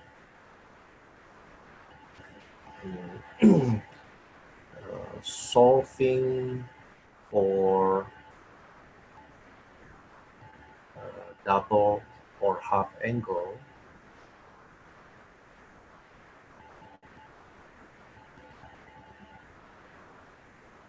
when let's say sine alpha equals to -3/5, alpha is in quadrant 3, for example. So what is sine 2 alpha? What is sine sine alpha over 2? What is cosine alpha over 2? How about tangent alpha over 2? How about tangent twice alpha? Okay. The third one is on the graphing. Usually with the angle power reduction formula. So y equals to, let's say, 7 plus 4 sine squared of x minus 30 degrees, for example. Okay, then how do you graph that? Okay, by the way, this is equals to 7 plus 4 times 1 minus cosine of 2 times x minus 30 degrees over 2, which will be, fast forward, this will be 9 minus 2 cosine of 2x minus 60 degrees. Okay, but you derive it yourself. Now, of course, the other point of view that you need to see is on the proofing. That's the one that we consider hard. Okay, and solving equations.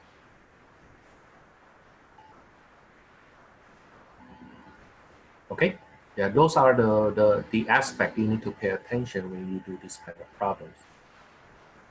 Now, let me go on to the next section on 6.5. I actually have one more topic I want to do here though, for solving equation. Well, anyway, let me go to 6.5 first. 6.5. Do you have any suggestive homework for 6.4? Oh, thank you. Thank you. Thank you for reminding me. For 6.4, suggested homework will be 6.4 will be, I think you do number 1 to number 51 is good enough. 1 to 51. Just do the odd ones. Just do the odd ones.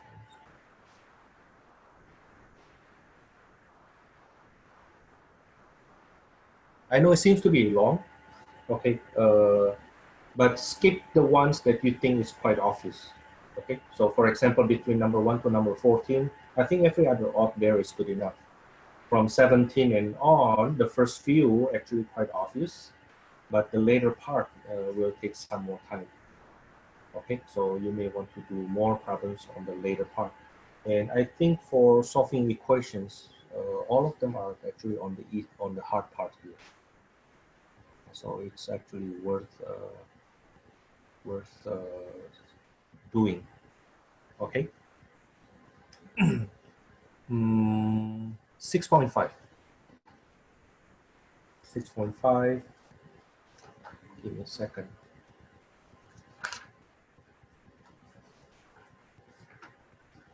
I have only 20 minutes left, so let's at least go over the formulas. In 6.5, we have two big parts. The first one is product to sum. Product to sum formulas.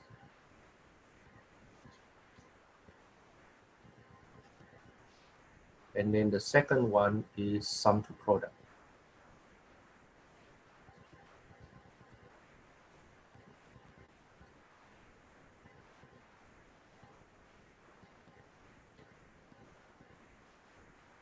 I will call this group 4.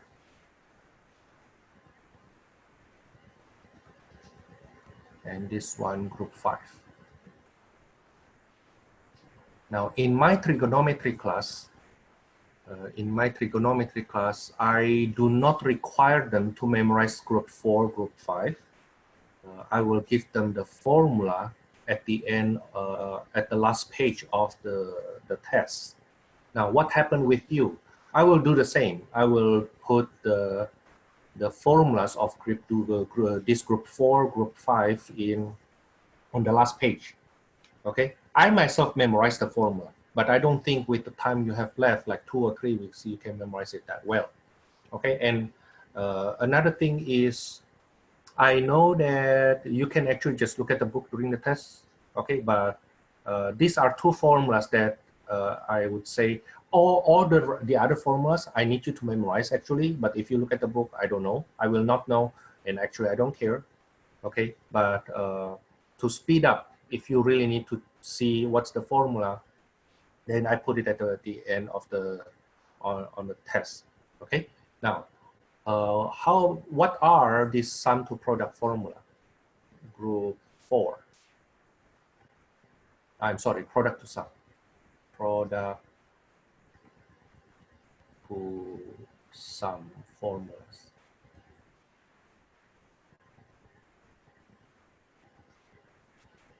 I will write them up and then I'll write them down. You will see these formulas. Cosine A plus, oh no, times cosine B equals to 1/2 of cosine sum minus cosine difference.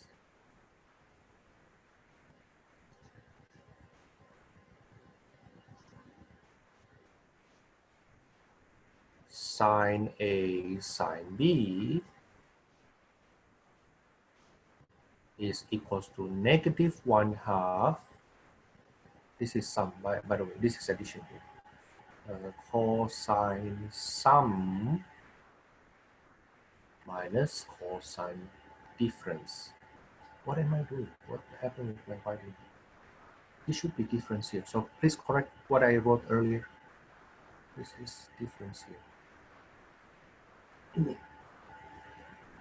Now the third formula, sine A cosine B equals to 1/2 sine sum plus sine difference.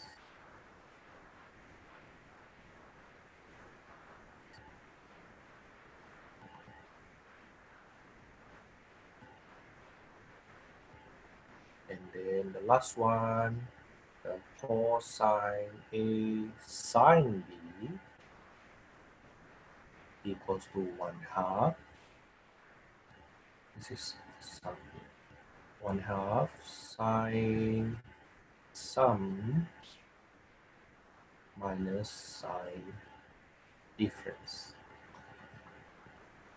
Now of these four formulas, only the second one here has negative.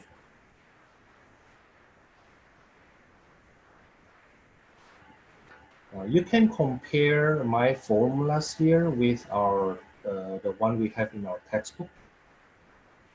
Compare these, compare to the one you have on page 455. Now, in my opinion, what I show you here is easier to memorize. The one presented by our textbook, it was done in different order. Okay, it was done in different order. And especially when it comes to sine times sine, they have positive 1/2 there. I have negative 1/2. But I have negative 1/2 here because I want to maintain the structure of A plus B and then A minus B later.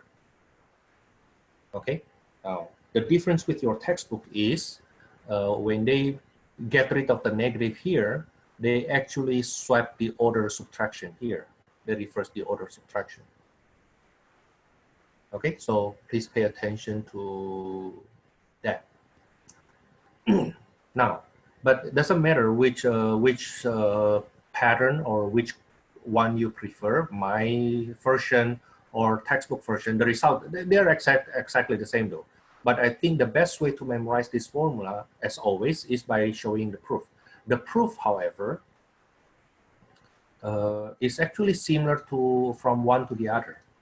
Okay, now let me prove the first one for you, group 4, number 1.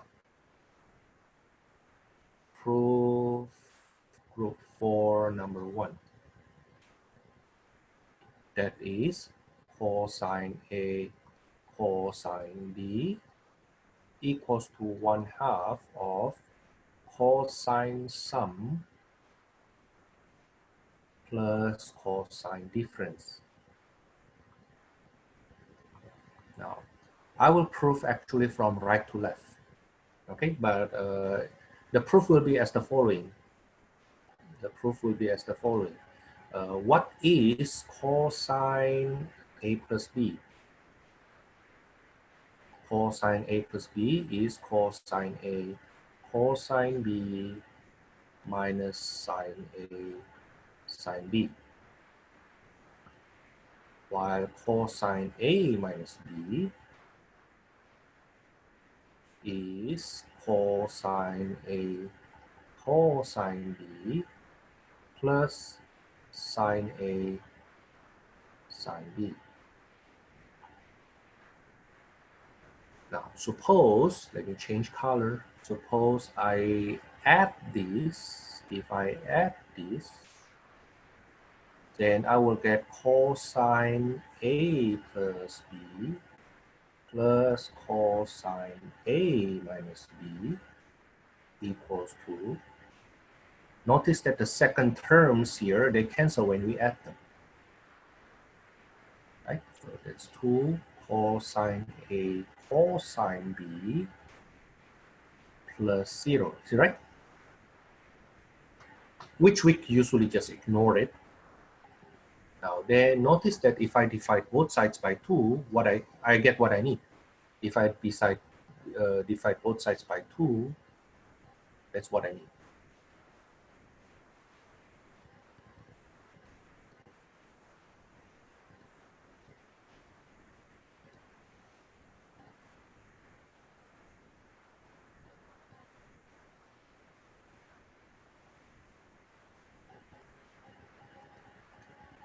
Is it okay? Now, formula 2 actually, let me change the color here, that's for 1.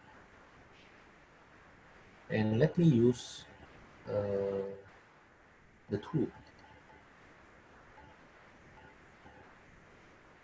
That is sine A, sine B. So what I do here is informal proof already. Is cosine sum minus cosine difference. And the setup is actually the same. It's the same setup, but this time I subtract them. So when I subtract, I will get cosine sum minus cosine difference, which is equal to 0 minus 2 sine A sine B. Do you see that? Right? What happened is this cancel, right?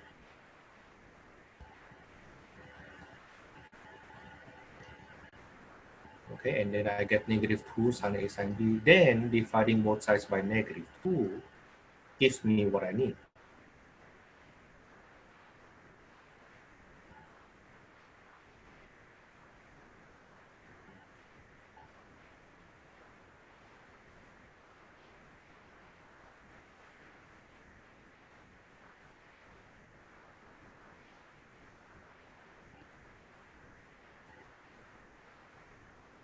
Okay. Now, with the time I have left, I don't think I can do much, but I believe at the same time, the examples from our textbook are actually good enough. So please see examples from the book. Examples in our textbook.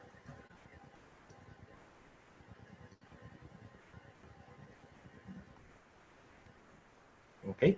Now, however, I want to give you group 5 and the proof. What is group 5?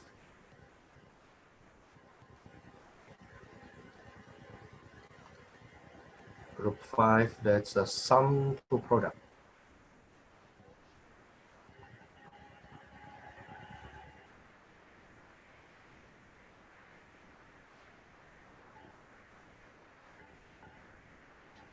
You will see it takes me more time to write the formulas than to prove it, which is something hardly, you don't really get that situation in math. Okay, sum to product, what's that? Okay, cosine x plus cosine y is equal to 2 times cosine half of the sum times half of the difference.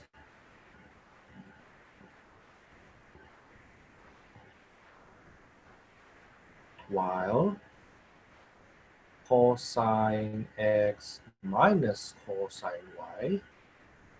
That's equals to negative 2 sine half of the sum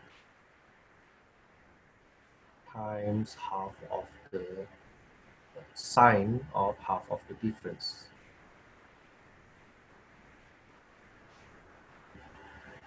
The third one, sine sum of sines is 2 sine of half of the sum cosine half of the difference. And finally, the difference of sines is 2 times cosine of half of the sum sine half of the difference. Okay, trust me, when I first look at this set of this group 5 here, I kind of like look at my teacher and say, do you expect me to memorize this? You know, and strangely, she looked at my face and say to me, as if she can read my mind, and said, yes, you have to memorize this. Okay. That was how many years ago? I was around 16 years old at that time. I think 15 or 16 years old at that time when my teacher said that. And I was just like, that's why I hate her even more, because she seems to be able to read my mind, you know. So would you like people to read your mind? So wait, by the time you finished high school, what math were you? What math did you graduate from? In Indonesia, the requirement for to graduate high school, you need to finish basically Calculus 1. Jeez. Yeah, but the Calculus 1 there is not it's not really the same to Calculus 1 you have here though. I prefer to say the Calculus 1 we have there is on the easy side. That's the easy version of Calculus 1. However, we spend a lot more time on Precalculus. Mm-hmm. Yeah, we spend a lot more time. So see, Maura say yes. Maura, I believe Maura is from Indonesia. Yeah. So we learn algebra, the basic algebra, and arithmetic, and geometry is actually basic geometry actually in elementary school. And then in middle school, we learn, of course, more algebra, a lot of the repetition though, and trigonometry. I should say geometry and trigonometry. So the geometry we learn in elementary school, more of them computation. And then the geometry in middle school is on proofing and trigonometry. Now in high school, we actually focus on Precalculus. So as I remember at that time, the curriculum, we learned Precalculus in 2 years. And then in our senior year, in high school in Indonesia, only 3 years. Then in the senior year, the 3rd year, we learned Calculus, the easy version of Calculus 1, like that. So this is what I usually say, that if somebody coming from Asian country, let's say from Indonesia, people say the Asian people are good in math. Come on, this is how we learn math there. So if you come to the United States and you don't do well in your math compared to the curriculum here, something wrong with you, because you learn it longer time there. Okay, so I'm saying this not to say that Asian people better in math. No, they seems to be better in math, but that's because they start early. Okay, if you have given American curriculum the same chance, we will do better. We will do pretty much the same here. Okay, so please don't tell me, you know what, Asian people are better in math. That's actually not true. Okay, it's simply because they start earlier. That's why they can go further once they come here, right? Okay, so please, if you are not Asian, don't tell yourself that you are not good in math. No, you start later, but doesn't mean you cannot catch up. Okay, I have seen enough people from every races actually can do very well in math. I've been teaching for long enough to say that. Okay, well, anyway, Come back to here. I have only 3 minutes left. It's out of topic actually. Yeah, but yes, I remember when when my teacher wrote these formulas on the board, and just kind of an arrogant teacher for me. You know, I don't like her as a person, but I like her as a teacher very much. So when she wrote this down, and I have in my mind, you expect me to memorize this, and then she's just like read my mind. It's like I wish my wife can do the same, you know. But no, it's like the teacher who can read my mind. They say, yes, Thomas, I want you to memorize this. I was just like, damn it, why you can read my mind?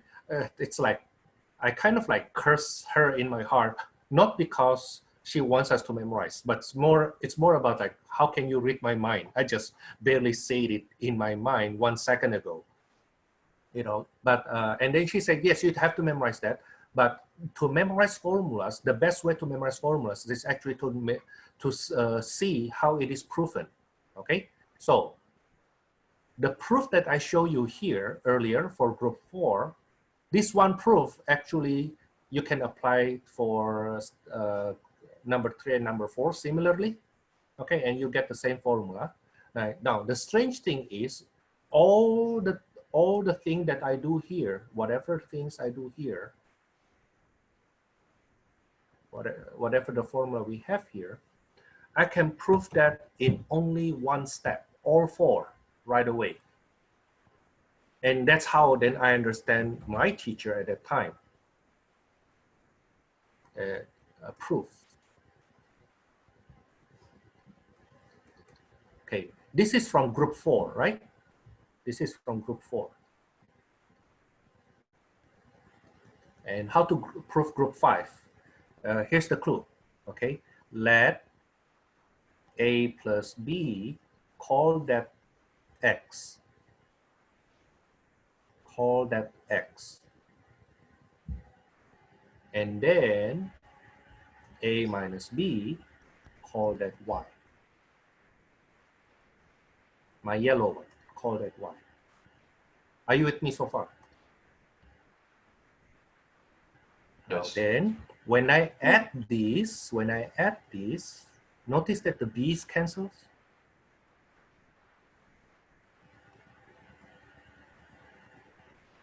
So A equals to X plus Y over 2, right? And actually at the same time, if I subtract, I will get 2B. That's equals to X minus Y, where my B, therefore, is half of the difference. Is it right?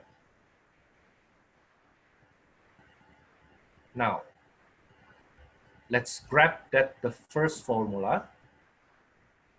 Let's grab the first formula, cosine A, cosine B equals to 1/2 of cosine sum plus cosine difference. Now substitute them.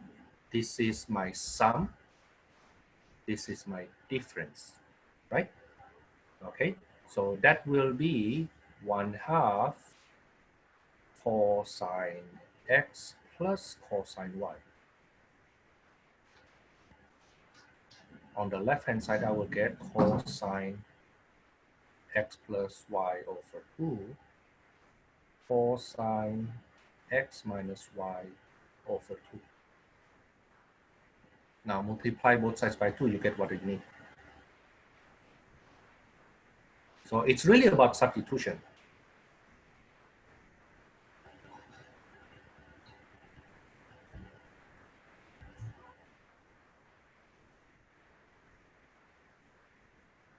Okay, it's substitution. You see this formula here? You see this formula here?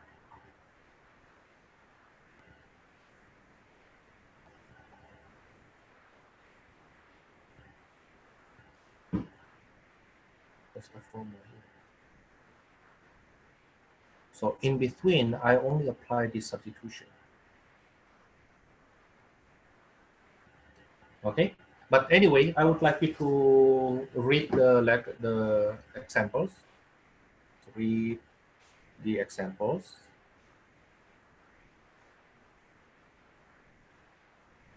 I believe on Wednesday, I will continue on this.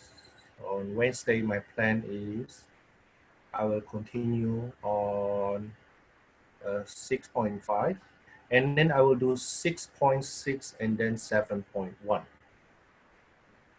Okay, now I would like you to also watch the lecture video. Watch my Math 241 lecture video on that inverse function. This is on inverse function. I think it is somewhere in chapter 5 or chapter 4 on that 241. You look for it though. Okay, you look for it. You look for it. I think that's the end of chapter 4. Yeah, I think that's the end of chapter 4. Okay, so on Wednesday, I will continue on 6.5 and 6.6. It will be better if you watch that lecture video already. Okay, and then I go on with 7.1, which I also have on my trigonometry class. Okay, I think for them, that's, oh yeah, Math 241, that's 7.1, 7.2. For this one here, I think that's 4 point something toward the end of the chapter, I believe.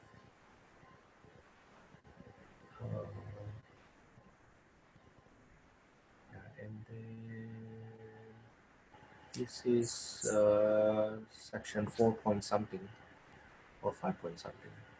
I don't remember. Yeah, take a look on the lecture video there. Okay. Yeah, see you then on Wednesday. Thanks for